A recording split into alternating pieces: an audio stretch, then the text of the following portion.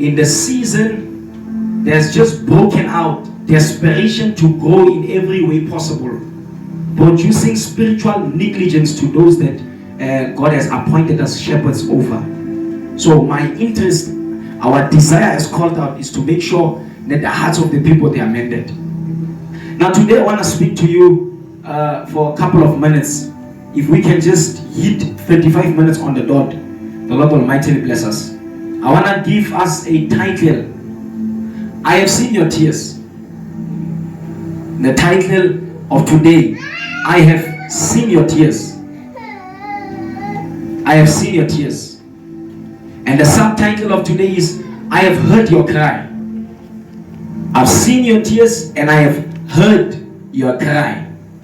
These are not words that we hear every day. Now, please understand as you get to this point of translating this as a reality to you, whether these words to a certain degree they become meaningless or powerless, but still these are words that we don't hear every day. Because we don't hear these words every day, even when they come empty, they seem to translate a certain comfort to us. How much more when there is power and spirit backing up these words? Then I have heard your cry and I've seen your tears. So God has heard your cry, Barabamudi. God has heard your cry. I know we feel like we've been mistreated and ill-treated and manipulated and maneuvered in so many ways. But the truth of the matter is God has heard our cry. We need to get to that understanding that God is not measured by what the people close to you that you hold dear are doing. Sometimes we have sort of an error scale, a scale that is broken to measure what God wants to do. Sometimes what we measure God to do is this. We have a tendency of saying, because somebody that I love has broken my heart, God has forgotten me. Because somebody that I hold dear does not look at me the same way, God has forgotten me. And it is not so. Let us please go to the book of Kings. Please go with me to the book of 2 Kings chapter number 20, verse number 5. The book of 2 Kings chapter 20, verse number 5. And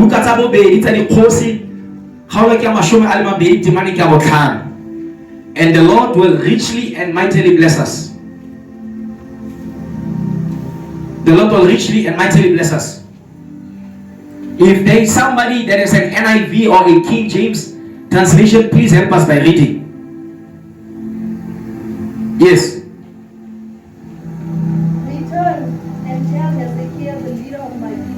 Return and tell Hezekiah, the leader of my people. Thus says the Lord. Thus says the Lord. The God of David your father. The God of David your father. I have heard your prayer. He says, I have heard your prayer. I have seen your tears. And I have seen your tears. He says what? Surely I will heal you. He says, I have heard your prayers. Let me already transport this reality into existence. There is no prayer, even the ones you did not receive answers for. There is no prayer that has gone unheard by God. There is no prayer that has gone unheard by God. Suppose you did not receive an answer and God has heard the prayer, which means there is a spiritual season that is appointed for the answering of the prayer. And while you are patient, and the word patience means to press on with long suffering and consistency. While you are patient, you are yet birthing the season by which God is, or the season in which God will answer. So continue pressing in prayer. He says, I've heard your prayer. How many parents have spoken to their children and their children have not heard them? God is not like that. How many individuals married in our context of usage that have spoken to their spouses, be it husband or wife, yet the reality has not been transported, they are not heard. It's like our bosses are not hearing us. It's like even to this point where we are at, the pastors are not hearing us. But the Bible says, God says, now, God is not man. A pastor is a man. He might have a dimension of integrity, but he's still man. You might have consistency in discipline, but he's still man. There will come a point where the people around us, they get tired of hearing us. But there is a God that does not tire. He does not tire. He does not sleep. He does not hunger. Nor does he slumber. Which means he is hearing and he is seeing. These are not just mere words of producing comfort.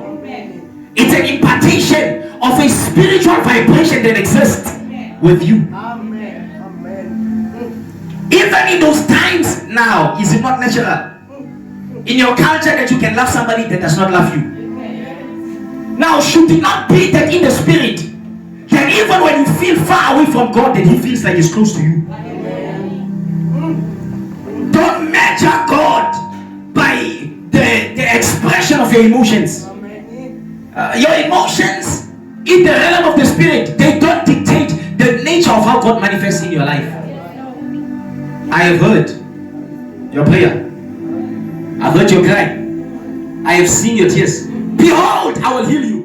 Amen. I've been contemplating and pondering and just trying to meditate on the term healing. He says, I will restore you. The word healing is the word restoration. The word restoration means I will bring back that which has been lost. Some of you have lost love. God will restore it. Some of you have lost the ability to love without boundaries because of past experiences of hurt. But God will restore that dimension in your life. Is it not natural that if he is love, imparting himself must not be a problem?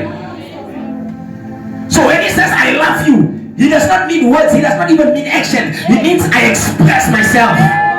He says it is my identity. It is the fundament, the very the basic makeup of who I am to love you. There's nothing that you can ever do that can make you escape or that can make God change his mind about loving you. I've heard your cries. Even sometimes when you prayed without faith, when you prayed and your faith had doubt and reason in between and you had fear in between, his ability to hear is not projected on the sense of your faith, but on the capacity, on his capacity to love you.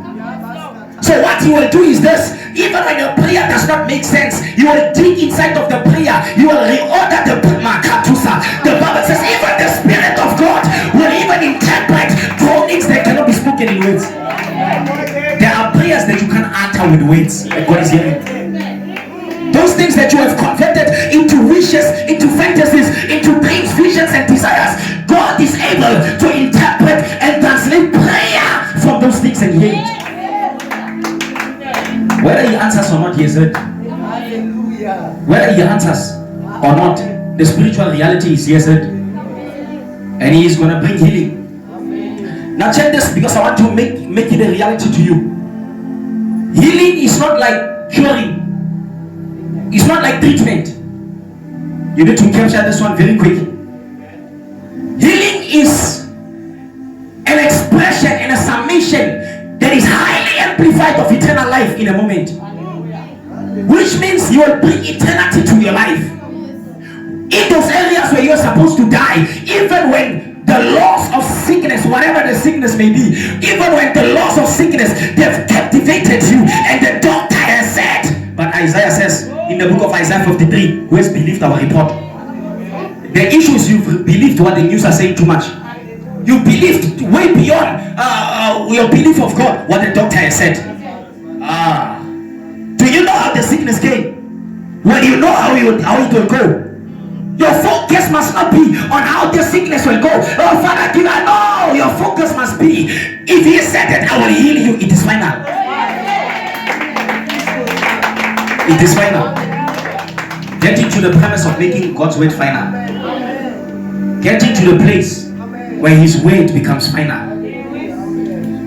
Kadosh, you are mighty and you reign.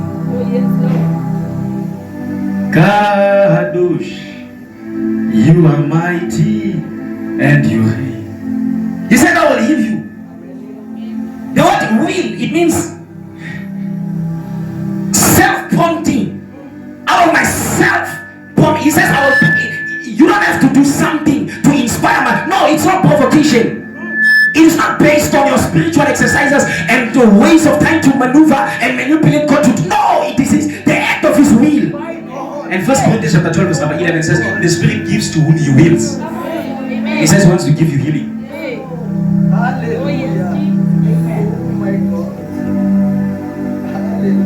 One of the names of God, let us just put it to place. One of the names of God is El Roi. E-L R-O-I. One of the names El Roi. The word El, as we know it, is the word. It is the word God. It is the word God. And the word Roi means all seeing, or he who sees. So if He is El Roi, He is a God that sees. I've seen your tears. I have heard your cry. My God. Is it not natural that the one that has made the eyes must also be able to see? The one that has made the ears must be able to hear. Therefore, if you that vibrate on a lower dimension of consciousness that exists far lower than the dimension of God, if you can see and you can hear and you can feel the things that are around, how about the one that vibrates far beyond that? You can see even the things that other people don't see, the things that you have not expressed to Him. He is able to pick up. He's able to pick up even the things you can't express. There are those deep hurts, I call them groanings, that cannot be interpreted. That you feel like if I speak about this, I will not be heard. He is seeing that and He's hearing that. And He translates that into the message He best understands. And that is prosukomai. Prosukomai means He translates it into a supplication. So God confesses God confesses Himself that your pain is enough for Him to call it prayer. It's a level in your life where you don't pray anymore. I'm not saying don't pray, but it's a dimension in your life where you don't pray anymore, where God translates your pain, your brokenness, your agony, your sadness as prayer. You must just be intimate with Him. You must just be integrated to Him. You must be at intercourse with Him. I have to use my English right now so that the structures of the meaning of what I'm trying to bring is not manipulated. You must be at intercourse with Him.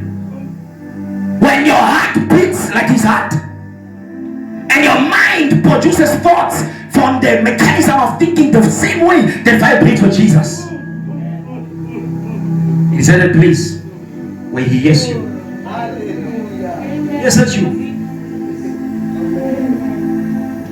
But because He is the creator, because He is the architect, because He is the engineer of the very construct of anthropology, of a human being, of an anthropos, because He masters that, He knows how much pain you can take before you break.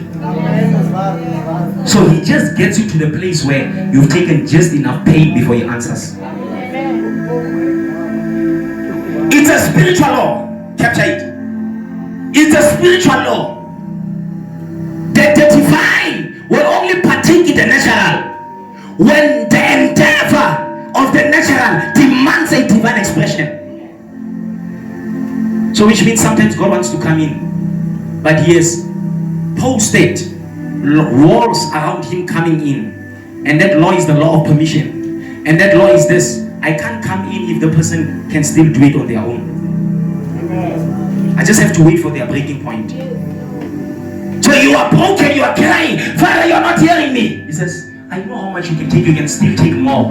You can still take more. You can still take more brokenness. You can still take more shame. You can still take more humiliation. Father, I'm praying for a job you are not getting. He says you can still take more poverty. And at that time, you really get to understand what He says when He says, unto him that is given, unto him that is given far beyond anything that they can ever imagine, think, or ask of Him, to the power that works inside of you.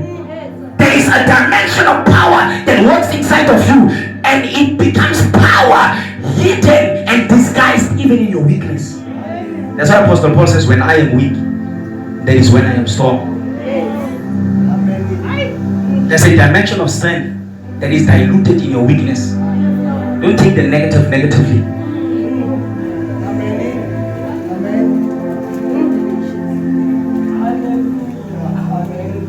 I've heard your cry and I've seen your tears. Should it not be according to Hebrews chapter number 14, chapter number 4, verse number 13? That nothing is hidden before God. On the premise of the philosophical expression of the nature of God, in that way that there is nothing hidden before Him. Should it not be that your tears cannot be hidden before Him? Stop trying to prove a point and trying to explain your pain away. No, you are broken. If you are broken, you are broken. Accept brokenness as a principle and as a format of spiritual reality of what God wants to do in you. He uses brokenness as a setup for blessing. No, don't explain it away. Don't explain it away. There are two kinds of witnesses in the setup of a court. There are two kinds of witnesses. The first one is called an eyewitness. An eyewitness is the person that was in the scene, the person that has the experience to one of the senses or all of the senses. The second one is an expert witness. An expert witness was not there, but because they understand the laws of situation and circumstances, they are able to enter it through the means of education. Now check this. There are things that experts can explain that would make sense, but still does not prove that they were there. They are deep explanation and they are nice, eloquent abilities and flexibilities to be able to explain things. Does not mean that they have the experience of the moment. There is something that can't be robbed from you. It's not a matter of getting revelation. It's a matter of manifestation. When God has shown Himself and revealed Himself in your life, it's something that can't be robbed. Your prayer must be fire. See my tears. Hear my cry. I may have to do it longer to convince myself to tap into the dimension of understanding that God has already seen and has already heard.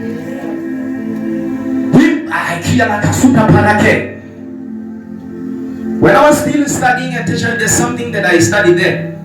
We were studying in the field of electrical, engineering. There's a section of transformers. There's a step up transformer.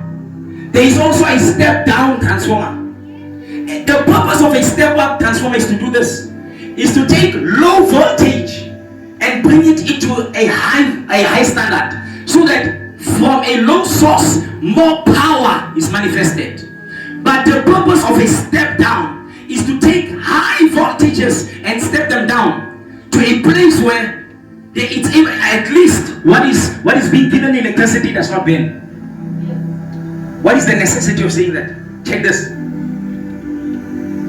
Prayer and faith itself represents the transformer. Represents the transformer. You must step up your transformer. God says, I've already heard your cries. I've already seen your tears. Now, the matter of continuing to pray more is not to get God to be convinced about your prayer. It is to step up to a place where you are convinced about what God has said that He has seen. The one that sees an all-seeing eye. David says, if I make my bed on the earth, you are there. If I make my bed in Sheol, in the grave, you are still there. If I make my bed in Gehenna or Hades, in hell, you are there. If I make my bed in the highest of heavens, you are there. He is seeing everything. He is seeing everything. He is seeing everything.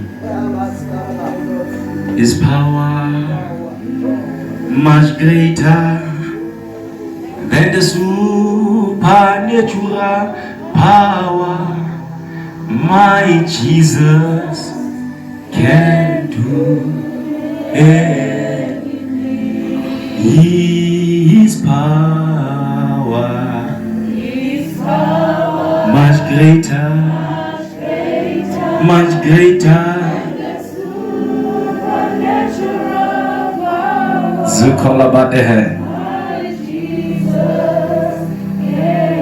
He can do anything.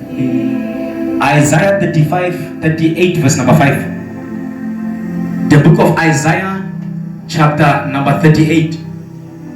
The verse that we are going to read, verse number 5. The book of Isaiah calling Yamashuma Amarao Mitsulo Robedi. The money eritile go ibuisa ke the money ya botlhano. Isaiah chapter number 38 verse number 5. His power much greater than the supernatural power my Jesus he can do. Read. Go and tell Hezekiah, the man that was supposed to die. Hezekiah was a dying man. But God says, go and tell Hezekiah. I don't know if there is a Hezekiah today that the Lord has specially appointed me for to come and tell. That even in your dying bed, even in a broken relationship, even in oppression in the place where you're working, even in the moments of disgrace and humiliation in your circles, there is still something that God is saying. In problems, we don't hold on to what God has already done. We don't hold on to what people are saying. We are holding on to what God has said. What sustains you through the valley of the shadow of death, it is remembering that God said you're going to get out. He might have not mentioned a matter of time, because God does not vibrate on chronos. He vibrates on kairos. He does not move in the order of times and the natural order of human seasons, but he vibrates in the disorderness of time. And yet in the disorderness of time, he is still Alpha and Omega, which means he's a God of order, and he can order time even if time is out of order. Remember, time is a creature subservient to God. Time is a creature of the Creator, and God is the creator of time, which means God even leads and orders time. Time has to account to God. And God has a tendency of allowing time to pass for you to feel like everybody's ahead of me, and he uses himself, transporting himself in a human form, and he says, wait, the first will be the last, and the last will be the first. He has a tendency of allowing the seasons to change. Who told you you're the last?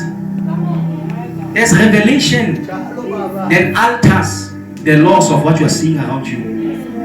I know I am the last now. Sometimes you can be the most important and the most invincible, but in the right season and in the right time, God brings visibility to what is important. Do you not know that the weaker organs, they must be exposed? They must be exposed to protect the most important organs. You didn't hear that one. Let them first appear. Let them succeed. Let them buy their cars. Let them get married. Let them get blessed. Let them be promoted. Let all of these things happen to them at the right time. The most important thing will be revealed. The most important thing will be revealed. At the right time, the most important thing will be revealed. It takes importance to be invincible. It's grace that sustains you in the shell. It's grace. One of the studies that I did, eagles, they might stay longer than other birds in the nest. The longer they stay, the higher they fly. Your staying in the nest is not to delay you from flying. It's to prepare you for maturity. That when you fly, you mount up in a dimension where others have not mounted up. So while you're still in the nest, rest. Just hold the horses. If the horse is tired, let it rest.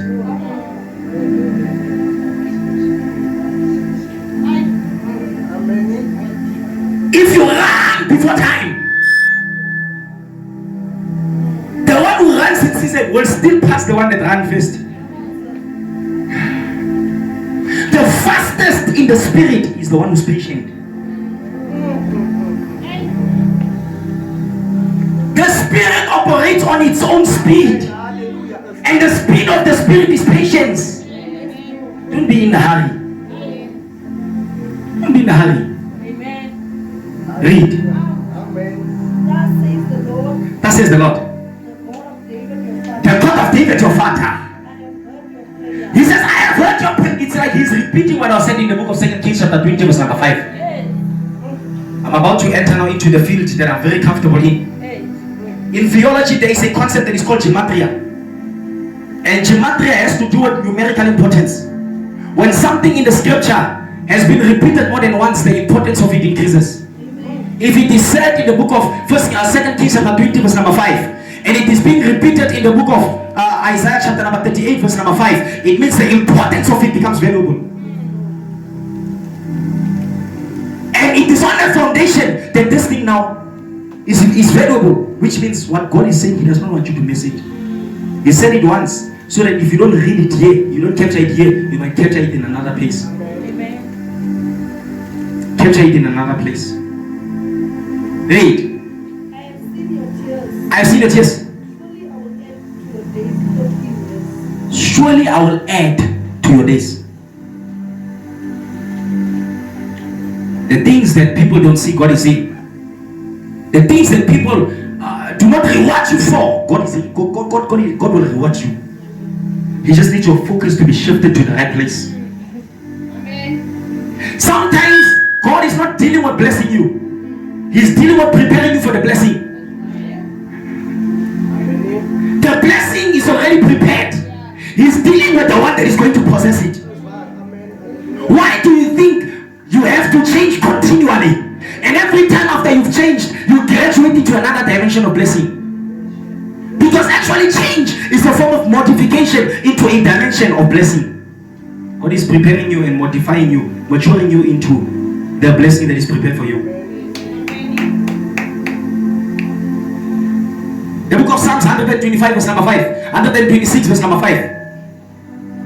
It says, let those who weep as they sow their seeds, let them gather their harvest with joy. If you're planting with soul, you're going to harvest with joy. Why did I have to be this kind of wife, my father? Why did it have to be me particularly that gets married to such a husband? So in soul to read. The best of our life is Jesus. Yes. So I want to give you who we have and everything that we have. Our hallelujah. I want to give you Jesus. Please, if you first time.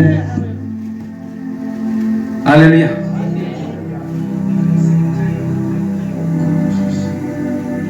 You sow in sorrow, you will reap in joy. Amen. There is joy coming beyond what you've imagined.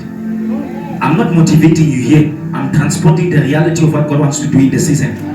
And yet, before you are encouraged, there is a spirit prompting the manifestation of encouragement. The Holy Spirit is called Paracletus. Encouragement is called parallel or parakaleo. The word parakaleo means the one that walks beside you to encourage you. It first took Paracletus, which is the nature of the Holy Ghost, which means a helping force. It first took the Holy Ghost to come upon you before you're encouraged. Don't think that this is mere encouragement. It's an impartation of the Spirit of God upon you. And yet, when you're encouraged, it means you have gained your freedom at a certain level in the Spirit. Those who sow in sorrow, they shall reap in joy. They shall reap in joy. They shall reap in joy. Isaiah 61:7, we close. The book of Isaiah chapter number 61 verse number 7.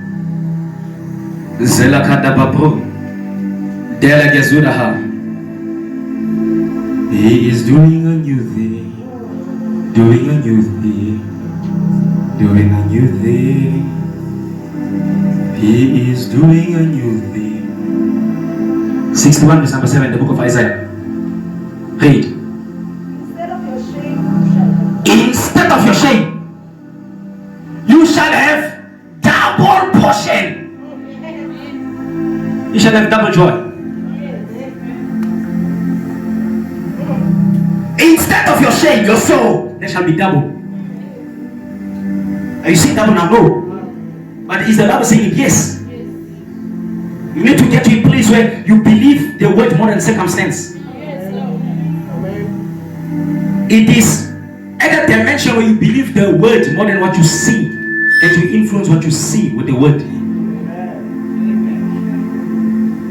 Instead of your shame, there shall be double.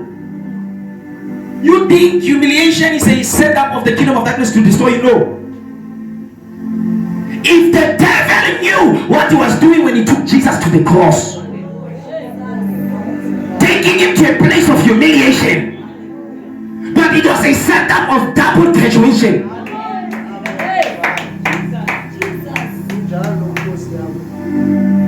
Where others are stumbling in stones, that same stone that causes others to stumble, it will be a stone that causes you to be lifted. Instead of your sustained shame. In electricity, there's what we call a resistance or a capacitator. In fact, in the sound, there's what we call highs. A highs holds the sound that me as a power preacher, when I begin to shout, the highs is able to grab the sound from causing the hoovers from burning. Get to the place where there is shame, you have a highs, you have a capacity.